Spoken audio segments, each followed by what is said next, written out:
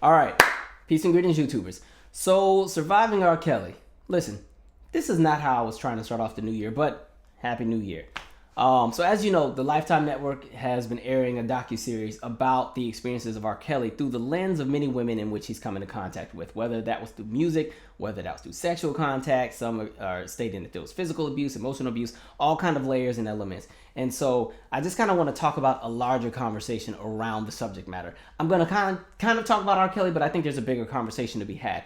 And just so everybody knows where I stand with R. Kelly, here's where I stand. That way, there's no confusion, and if you don't like where I'm going with this, you can go ahead and turn it off. But with R. Kelly, one, yes, we know R. Kelly musically, he has contributed so much to music, and you can't have a conversation about 90s and early 2000s R&B without having a conversation about his musical contributions. I think he was great in that aspect. His music was a staple of my childhood and teenage years. However, this is not a conversation about music. This is a conversation about what I would like to pretty much say accountability, and I think one of the harder aspects and one of the harder pills for us to swallow, specifically as a community, black folks, is that, we recognize that we live in a country that is extremely biased against us as a collective, especially against black men. And we know that there's a judicial system that loves to pretty much just go and snatch us all up. We know that. We know that we're victims to a very biased judicial system. And so what happens is we become very protective of our own, and we never want to see anybody fall by the wayside. And so we will coddle a lot of our own, even when they're doing things that may necessarily be wrong, just because we want to protect the community, because we don't want to let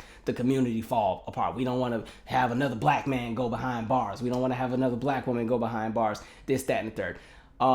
And so with that, we do that with family members. That's why a lot of families have that uncle who can't be by the kids on Thanksgiving, because that uncle's a little crazy and everything, but everybody just turn a blind eye to it and mind your business and everything like that. We do that with entertainers. Don't let them have a song that you can two-step to, because then that's when Soul Train syndrome kicks in. And now all of a sudden, never mind what they've done, they made a good song, so let's turn up. And we do it with the athletes and everything like that. Never mind they done beat the wives or they stabbed the husband or whatever, but we need them to win that playoff, so, we're going to be good. We'll be all right. And so we've created a culture where we coddle and protect those because we want to make sure that we don't have anybody else slide through the cracks.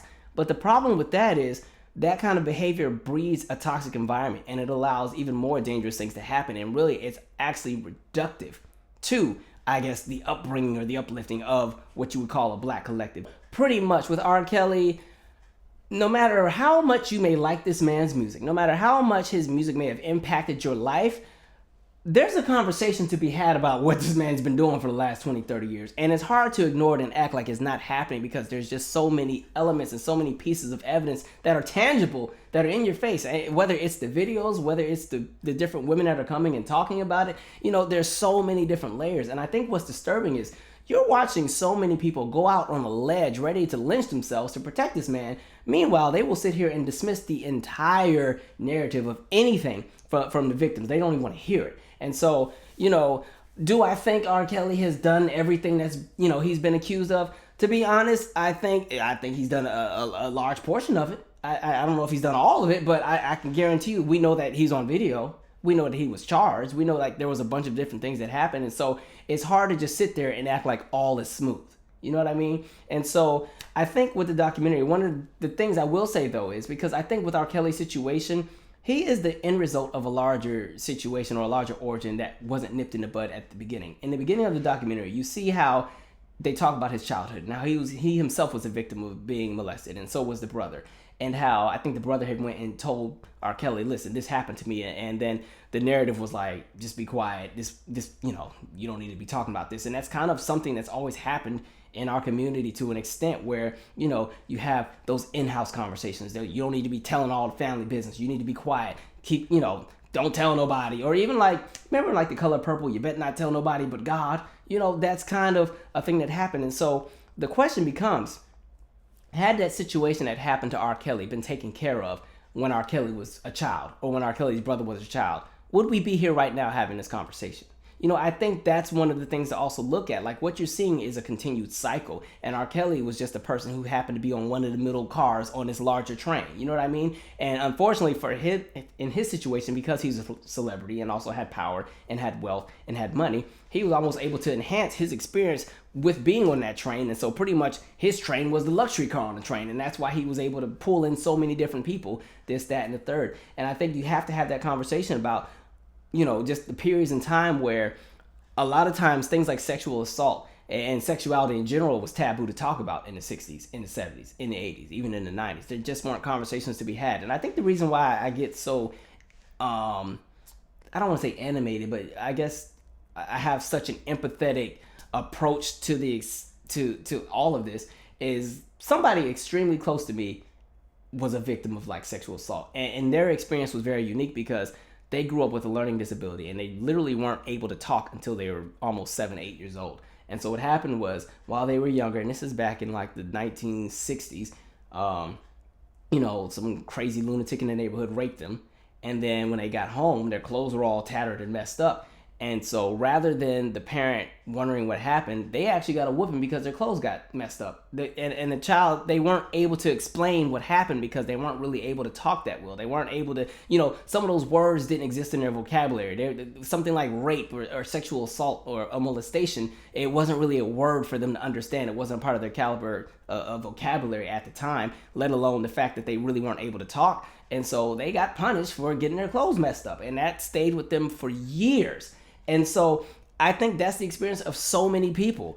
And so with R. Kelly's situation, you're seeing that he was a victim of that. You're seeing that the brother was a victim of that. And that brother, the one in jail, when he said that bit about, some people just have their preferences. I like older women. He like younger girls. I was like, what? No, that's not how this works. No, y'all should. I hope he wasn't speaking on your behalf because he's not helping your case. But, I think that's definitely a conversation to have. And I think something that's disturbing with me and what I've seen is the commentary. I don't know if it's just kind of like the high mentality, you just do it for the bros, but I saw so many men who were like literally breaking their necks to tear down every woman that appeared on the documentary. And the thing is this, how does it look if you have 15, 20 different people stating that these different things happen? You have things on record showcasing that things like this happen. And literally, the only reason that you're going to bat for an individual is because they made Step in the Name of Love. Because they made Bump and Grind and it was the jam when you went to prom. How does that sound? Like, make it make sense. Like, really? You know what I mean? Like, and the thing is, because a lot of people keep pushing the narrative, it's taking a black man down, it's pushing a black man down. But the problem is this. A lot of times, a lot of the people who are always trying to run and be, I'm pro-black, the pro-black train, it tends to only be pro-black if it's pro-black men.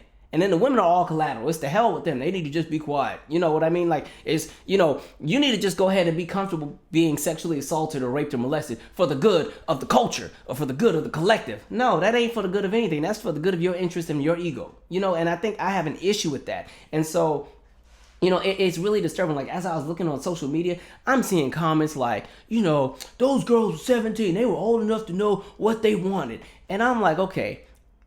Meanwhile, you're watching people in their 30s and 40s still having relationship problems because they don't know what they want. Yes, when you're 17, 18, you're a little bit more developed sexually and your body does want some of the things that are out there. However, mentally, you don't know anything at 18. At 18, you're not developed, you're not mature yet, you're still learning things. Your body is one place, your mind is somewhere else.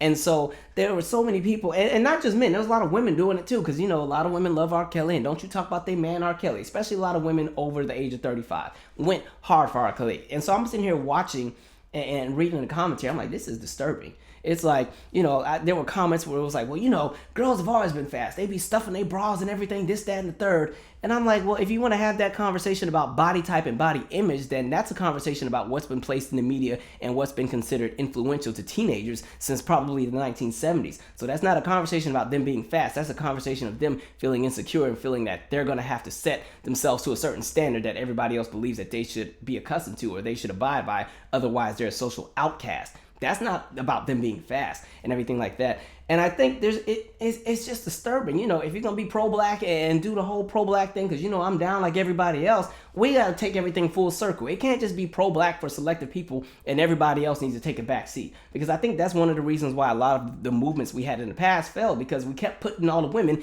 in the back. Kept pushing all the black women to the back seat. Kind of that king of the castle mentality where, okay, we can be kings and everything, but if you want to be a king, you need to make sure that you're doing everything to make sure the kingdom is good. And that means also taking accountability for your actions and the actions of those around you. And we don't do that sometimes. We just let stuff slide. And it's all about, this, that, and third. Well, just don't say no. You need to just be quiet. You messing up the progress. Stand in the back. And I think that slowed down a lot of issues and a lot of progress we could have had, and so it's disturbing. And it makes me think back, like when they started talking about Aaliyah in it, which was, that was a lot to sit through, huh? But I remember when 1 in a Million was coming out, I remember I think I was about 8 years old. And like when you're a little kid and you think it's really cool to hang with the teenagers. I remember kind of standing, we were all leaning on this car. It was like a summer in Savannah, Georgia. We were all leaning, I think, on my grandma's car, and there was a bunch of teenagers just kind of hanging out there. And I remember they were all talking about how they didn't like Aaliyah and how she was a hoe because, she was trying to mess up what R. Kelly had going, and she was wild, and, she was, this, like, literally all, because you remember that there were the rumors about the marriage and everything, and then it finally kind of come out, and I remember it like it was on the news and stuff, but all the energy a lot of it was pushed towards Aaliyah. It wasn't even pushed towards R. Kelly. R. Kelly got slipped aside and moved right on because you remind me of his Jeep, and Shantae Moore was in the video, so we was good. Everybody was partying to that. And so if you remember, there was a brief moment where Aaliyah kind of tipped out, and we didn't see her for a quick minute. And then she kind of reemerged with 1 in a Million, and they kind of did an image change and everything like that. But there were a lot of teenagers at that time who also didn't like her. They thought she was just like this promiscuous little side piece kind of thing. I don't know if a lot of you are old enough to remember that, but I remember like that was a conversation that was out there sometimes. And I think you still see that now with the commentary and how you saw so many people who were like ripping apart all the victims and, well, why weren't they saying something then? And I'm like, you just saw a woman pretty much go on camera and admit that she contributed to sexually assaulting a girl with R. Kelly. I don't think that's something people want to bring up at the water cooler at work. So, for at least she brought it up and she's taking accountability for it. But there's some problems all throughout the documentary as far as just what was going on. There were so many enablers, so many people who had an opportunity to stop what they saw and they didn't. Why? Because they wanted to be a part of the crew. They were the yes men. They were the yes women. They getting the money. It's all good. It's all fame. We all in this together. We want a piece of the pie. Anything we down for the brother. And so you saw so many people who could have really stepped in and probably, made significant change to what was happening, and they didn't. They were silent. They didn't say anything. And that's what was disturbing. And it went on for 20 plus years. Just so many people who saw things and didn't say anything. And I'm like, y'all, come on now. And I think with it, with sexual assault, the reason I think I get so pissed off about it is like, you got to think, you have 1 in 3 black women who are going to be victims of sexual assault at some point in their lifetime. So if you go to a Destiny's Child concert, 1 of them 3 women on the stage most likely has been a victim of sexual assault. You know what I mean? If you look at like a picture of like the Obamas or something, the whole family, you got Michelle and the 2 daughters, there's a possibility that 1 of those 3 at some point in their life will be sexually assaulted. Like that's the way you have to kind of look at it. Like it's really prevalent. And it's not about trying to take down anybody or trying to stop anybody from being great, but wrong is wrong when it's wrong. You just gotta call it out. Because when you sit there and you're in silence about it, it's like you're complacent. You're allowing that crap to happen. And then for so many of the people who were so pressed to go out on the ledge and really tear down anybody who even calls into question the actions of somebody like an R. Kelly, or like many of the people of the past, my thing is, okay, well, drop your daughter off at their house. Let her go play cards. You gonna drop her off? Or even your son, because there's another conversation about men that are victims. It's taboo for men to have any kind of emotion or be vulnerable or anything, or otherwise you just, you put them in the bubble where, oh, they must be gay. And so you have a lot of men who are victims of this and they won't even come out and say anything, or they won't get the help because it's taboo. And going back to the very beginnings of the documentary, what if R. Kelly and his brother would have been able to get something like therapy for what it was that they experienced? What if that family member who molested them was held accountable and, there was follow-up? Would we be having this conversation specifically about R. Kelly and his endeavors today? I think that's something to think about. So share your 2 cents. I'm I'm probably, like I said, I'm probably not going to review the other episodes, but I will kind of just give commentary in the comment section on this and in my next in the news video. But yeah, this was a lot. It was a lot to sit through. Now, they have been placing a statement where R. Kelly is denying any claims that have been made against him, and so at least to give him that, I guess.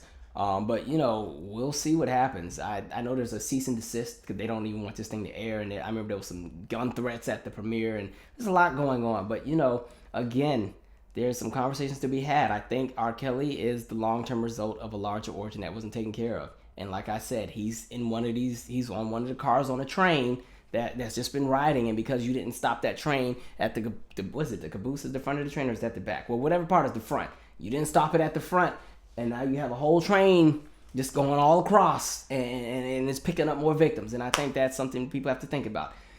Anyway, Happy New Year. I'm out. Subscribe.